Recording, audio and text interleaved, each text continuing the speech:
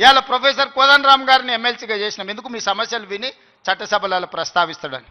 కుట్ర చేసి సుప్రీంకోర్టుకి వెళ్ళి కొట్టేపించారు. నేను మళ్ళీ చెప్తున్నా సార్ 15 రోజులలో మళ్ళీ ఎమ్మెల్సీకి పంపుతాం, ఎవడడ్డం వస్తాడో చూద్దాం. ఎందుకంటే ప్రజాస్వామికంగా ప్రజల సమస్యల్ని ప్రస్తావించే వాళ్ళు చట్టసభలో ఉండాలనేది నా ఆలోచన.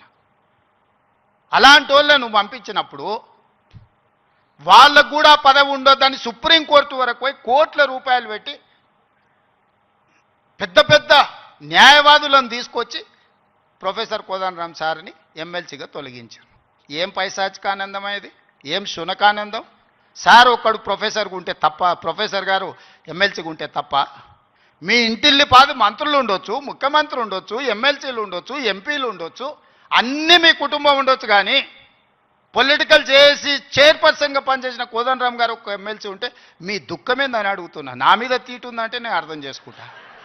ఆ సార్ ఏందే పాపం, ఇంటి తలుపులు వలగొట్టినా ఏమనలే సారు, నేనైతే చెంపలు వలగొడుతుంటే.